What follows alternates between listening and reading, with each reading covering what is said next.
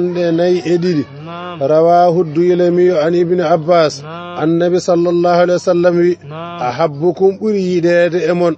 إلى الله دو الله دو أقلكم كبرد فمدود أمون دو أمن نيامد وأخفكم برد هيفود أمون بدنا بند كلام برد فمدود نيامد بر هيفود بند بر سفتد وان الله بر يد wadde ɓurde heewde ñaamde ɓurɗo teddude ngaamɗo on Allah yiɗaa ɗum so waɗanta Allah e batte waɗa haydara fewnata haaju mum fewnata haaju mum fewnanta Allah haaju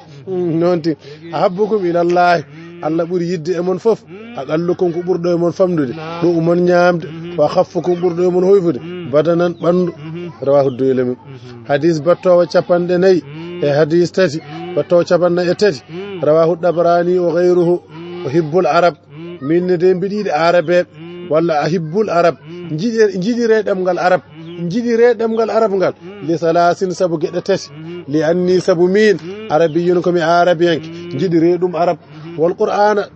qur'ana arabiyyun ko arabiyanke jiɗire ɗum arab wa kalama ahlil jannati haala yimɓe aljanna fil jannati to aljanna arabiyyun ko arab ɗeɗo geɗe tati yo addon yidde arab yo geɗe tati addan on yidde arab goo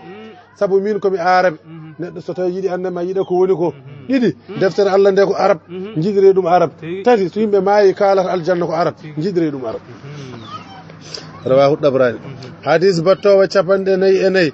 rawahu Ahmad wal Bayhaqi annabi sallallahu alaihi wasallam wi ihtarisu ndentoɗe minan naasi e yimɓe mi suu'i zanni bonde jikki ndentoɗe yimɓe bonde jikki sa bone neɗɗo jikki haydi naftora ɗum haydi andude ko woni mo moƴƴere moƴƴin jikki ha jiya goɗɗum ihtarisu ndentoɗe minan naasi e yimɓe mi suu'i zanni e jikke bonde rawahu Ahmad hadis battowo capanɗe moƴƴi